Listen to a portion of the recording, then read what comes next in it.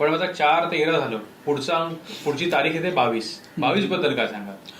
ह्या तारखेचा मुलांक 4 येतो. 2 + 2 = 4.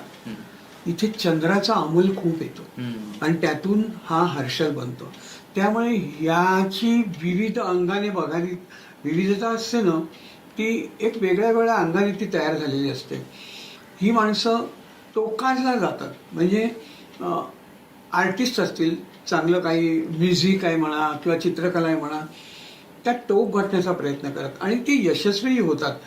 पण मुख्य काय होतं माहितीये का, ह्यांना नावलौकिक लागतो, पण हे अतिशय भावनिक असतात.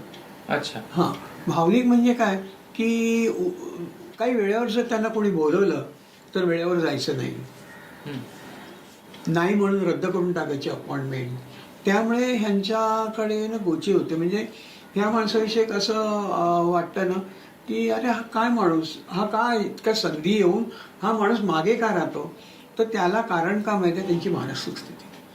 आणि त्यांनी मानसिक स्थिती सुधारली ना तर, आणि ती सुधारण्याचा एक मार्ग म्हणजे काय माहिती आहे का, की त्याने आपल्याशी जुळणारे जे काय अंक आहेत ते मगाशी मी सांगितले, ते त्यांच्याशी जास्तीत जास्त संबंध ठेवावा, त्यांच्याशी त्यांनी काम करावं, ते निश्चित त्यांना यश मिळेल.